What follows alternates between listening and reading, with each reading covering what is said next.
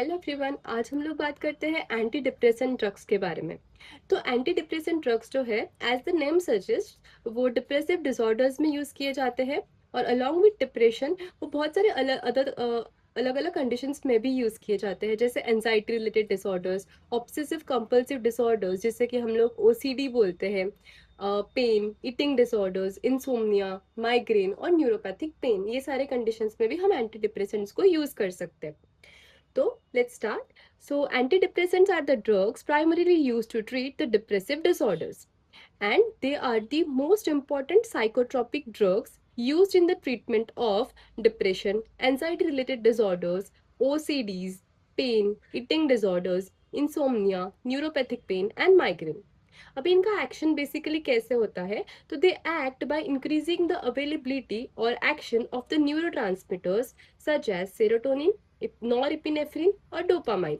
तो जब भी हम लोग एंटी डिप्रेसेंट्स की बात करते हैं, हमें ये तीन चीजें बहुत अच्छी तरीके से याद रखनी है: सेरोटोनिन, नॉरएपिनेफ्रिन और डोपामाइन, क्योंकि ये तीनों के ऊपर ही इनके ड्रग्स का एक्शन है। और हमारा मेन पर्पस होता है ये तीनों का जो क्वांटिटी है वो बढ़ाना, जिससे कि जो पर्सन डिप्रेशन में है वो डिप्रेशन से बाहर आ सके और उसको हैप्पी साइड या फिर पॉजिटिव सिम्टम्स आ सके।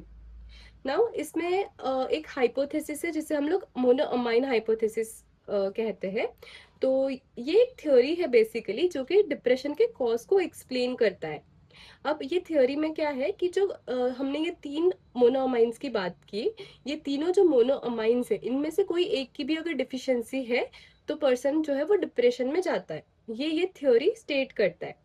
So monoamine hypothesis, the theory explains the cause of depression. It states that the depression results from deficiency of one or more of the three key monoamines, namely the serotonin, norepinephrine and dopamine. अभी हम लोग सबसे पहले ना इनकी action समझ लेते हैं, तो हमें इनके जो टाइप्स है वो अच्छे से समझ में आएंगे। तो जो हमारे न्यूरॉन्स होते हैं, अभी हम लोग यहाँ पे बात करेंगे सेरोटोनर्जिक न्यूरॉन्स की और नॉर एड्रेनर्जिक न्यूरॉन्स, जिनको नॉर एपिनेफ्रीन न्यूरॉन्स भी बोलते हैं। तो बेसिकली ये जो होता है इसको हम सिनेप्टिक क्लेफ्ट बोलते हैं। और सिनेप्टिक क्लेफ्ट के ऊपर जो न्यूरॉन होता है वो होता है प्री सिनेप्टिक न्यूरॉन, और उसके नीचे जो न्यूरॉन होता है उसको हम लोग बोलते हैं पोस्ट सिनेप्टिक न्यूरॉन। तो जब भी दो न्यूरॉन्स को कम्युनिकेट करना होता है वो न्यूरोट्रांसमीटर्स की हेल्प से एक दूसरे के साथ कम्युनिकेट करते हैं। और जो हमारे सेरोटोनर्जिक या फिर जो सेरोटोनिन और जो हमारा नॉरएपिनेफ्रिन है, ये दोनों न्यूरोट्रांसमीटर्स हैं। तो सबसे पहले हम सेरोटोनर्जिक न्यूरॉन की बात करते हैं। तो जो ट्रिप्टोफैन करके एक प्रोटीन होता है हमारे बॉडी में, उससे 5-HT यानी सेरोटोनिन जो है वो फॉर्म होता है। ये जो सेरोटोनिन होता है ये वेसाइकल्स के फॉर्म में नर्व के टर्मिनल्स पे जाके स्टोर हो जाता है। और जब कभी वो जो न्यूरॉन है उसे कम्युनिकेट करना होता है नेक्स्ट न्यूरॉन के साथ, तो ये जो वेसिकल्स होते हैं न्यूरोट्रांसमीटर्स के, ये वो रिलीज करता है और वो सारे न्यूरोट्रांसमीटर्स जो होते हैं वो सिनेप्टिक क्लेफ्ट में रिलीज हो जाते हैं।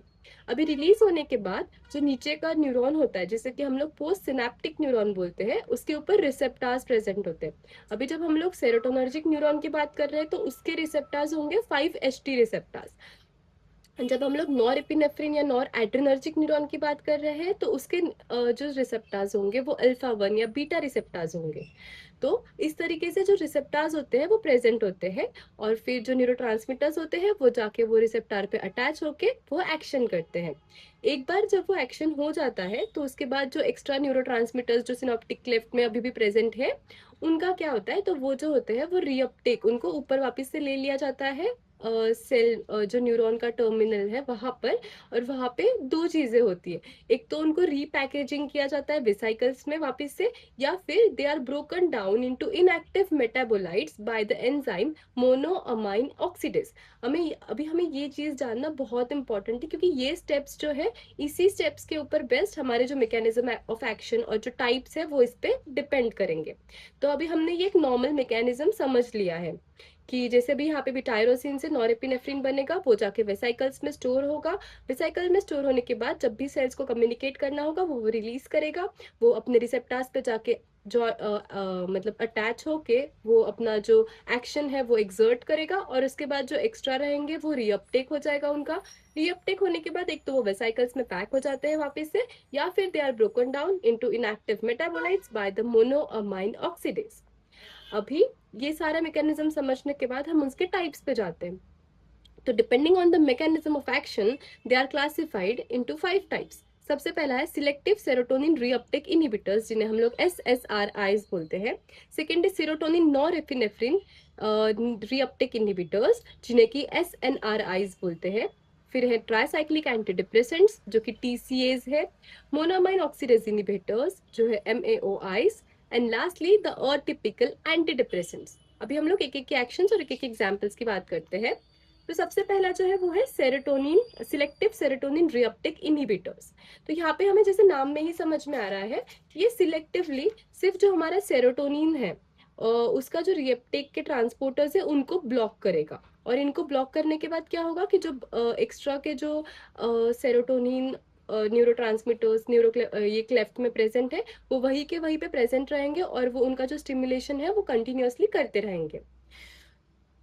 तो यहाँ पे हम लोग वही करते हैं कि it inhibits the reuptake of serotonin, जिससे क्या होता है कि जो सेरोटोनिन की अवेलेबिलिटी है सिनेप्टिक क्लेफ्ट के अंदर वो बढ़ी हुई होती है और वो ज्यादा मात्रा में होता है, जिससे कि it can bind to the post synaptic receptors.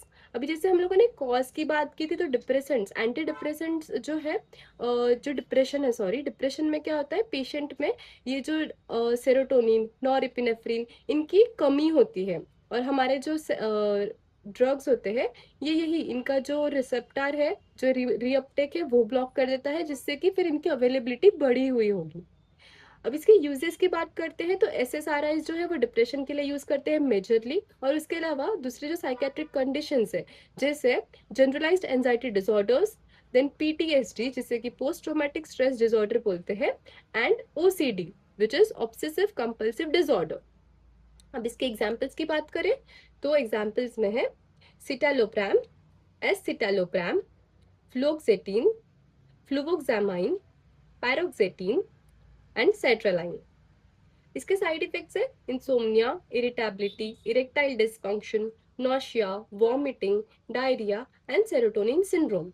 यहाँ पे हमें याद रखना है कि serotonin syndrome it is one of the important side effects of SSRIs, selective serotonin reuptake inhibitors का। तो विड्रॉल की वजह से भी विड्रॉल सिंड्रोम देखने को मिलता है, जिसमें सिम्टम्स होते हैं हेडेक, नोशिया, वॉमिटिंग, एजिटेशन और स्लीप डिस्टर्बेंस। तो यहाँ पे हमारा SSRI जो है वो खत्म होता है।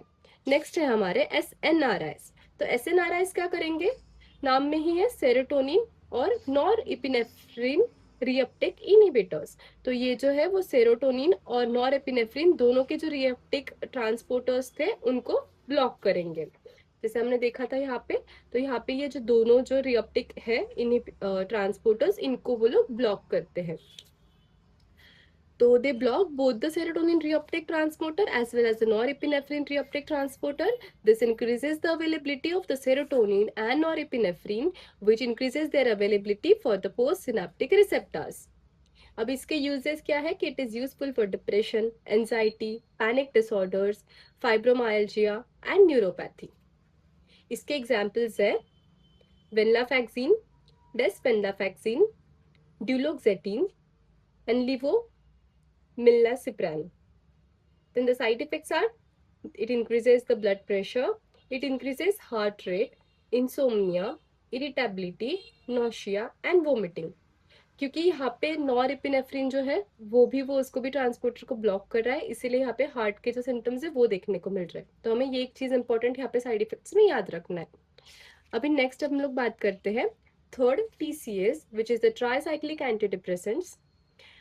This inhibit the reuptake of both serotonin or norepinephrine by blocking transporters of the serotonin and norepinephrine. Some are more selective inhibitors of serotonin and some of norepinephrine transporters. They also block the histamines, alpha and muscarinic receptors which are covered under the side effects of these drugs. तो यहाँ पे ये जो पहले के दोनों में जो हमने देखा कि सेरोटोनिन और नॉरएपिनेफ्रिन दोनों के ट्रांसपोर्टर्स को ब्लॉक कर रहा है, उसके अलावा ये हिस्टामिन, अल्फा, मतलब एड्रेनर्जिक, मस्करिनिक, ये सारे रिसेप्टर्स को भी ये ब्लॉक कर रहा है। और ये जो है मोस्टली ये इनके साइड इफेक्ट्स में हमें ये जो सिम्टम्स है ये देखने को मिलते हैं। इसके एग्जाम्पल्स है अमिट्रिप्टिलिन, एग्जाम्पल्स है एमिट्रिप्टिलिन, एमेक्सेपिन, क्लोमिप्रामाइन, डेसिप्रामाइन, डॉक्सेपिन, आइमेप्रामाइन, मैप्रोट्राइलिन, नॉरट्रिप्टिलिन एंड प्रोट्रिप्टिलिन। अभी हम लोग इसके साइड इफेक्ट्स की बात करते हैं। तो they block the cardiac sodium channels and produce anti arrhythmic effects and they act as anti-arrhythmic agents. So the inhibition of alpha-1 receptor, it produces orthostatic hypotension and dizziness. Inhibition of histamine receptor causes sedation. Inhibition of the muscarinic receptors, it produces the anticholinergic effects, जो कि है blood vision, dry mouth, constipation और urinary retention. तो ये हो गया हमारा tricyclic anti depressant. Next है मोनोअमाइन ऑक्सीडेज इनहिबिटर्स, MAOIs, मतलब मोनोअमाइन ऑक्सीडेज इनहिबिटर्स।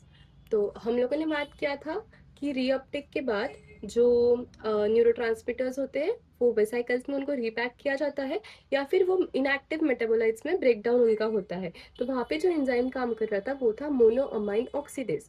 हमें हमेशा याद रखना है कि कोई भी अगर एंजाइम है उसके नाम में डेज या फिर ASE लास्ट में आया है, जैसे लाइपेज है, तो वो लाइपेज जो होता है वो लिपिड का ब्रेक डाउन करता है। वैसे मोनोअमाइन ऑक्सीडेज जो है वो मेटाबोलाइट्स जो है, मोनोअमाइन मेटाबोलाइट्स, सॉरी, जो मोनोअमाइंस है उनको वो डिग्रेड करेंगे। तो यहाँ पे MAO जो है वो बेसिकली माइटोकॉन्ड्रियल एंजाइम है and again it degrades the monoamines. और मोनोअमाइंस हमने पहले ही देखा था, मोनोअमाइंस कौन से है, तो सेरोटोनिन है, नॉरएपिनेफ्रिन है, डोपामाइन है। तो it inhibits the activity of the MAO enzyme. तो एंजाइम की अगर एक्टिविटी को हम लोगों ने इनहिबिट किया, उससे क्या होगा कि जो ब्रेक डाउन हो रहा है मोनोमाइन न्यूरोट्रांसमीटर्स का, उसे हम प्रिवेंट करेंगे, जिससे कि अल्टीमेटली हमारे जो मोनोमाइन वहाँ पे न्यूरोट्रांसमीटर के क्लेफ्ट पे उनकी जो अवेलेबिलिटी है वो बढ़ जाएगी। अब इसके एग्जाम्पल्स है आइसोकार्बोक्सिड, फेनिलजाइन एंड ट्रेनाइल कैप्रोमाइन। इसके साइड इफेक्ट्स में है weight gain and sexual dysfunction. Next last type is the atypical anti depressants. इसमें हम लोग इंडिविजुअली हर एक की बात करते हैं। सबसे पहला है ब्यूप्रोपियोन। तो it is a weak norepinephrine and dopamine reuptake inhibitor. It is also used in reducing the nicotine cravings and the withdrawal symptoms. तो ये इसका इंपॉर्टेंस है, निकोटिन क्रेविंग हमें याद रखना है। The next is mirtazapine, which is the alpha 2 receptor antagonist. And so by blocking the presynaptic alpha 2 receptor, it increases the noradrenergic and serotonergic neurotransmission. Next, also it has the sedating effect by inhibiting the serotonin and histamine receptor. C, the trazodone and nefazodone. It inhibits the reuptake of serotonin and block the postsynaptic serotonin receptors. And they also have the sedative effect. Then last is vilazodone. This is a serotonin modulator and it has fewer cognitive side effects. Now SSRIs जो थे, selective serotonin reuptake inhibitors, these are the preferred first line agents and they are better tolerated than tricyclic antidepressants. They have less cardiotoxic side effects and they are safer even if it is by mistakenly overdosed. Now drug interactions. So SSRIs plus MAOs produces serotonin syndrome. MAOIs and triamine rich food, it causes hypertensive crisis. TCS plus alcohol causes increased CNS depression. Lastly, TCS plus anticholinergic drugs, it produces increased anticholinergic effects. So that's it for the antidepressants. Thank you.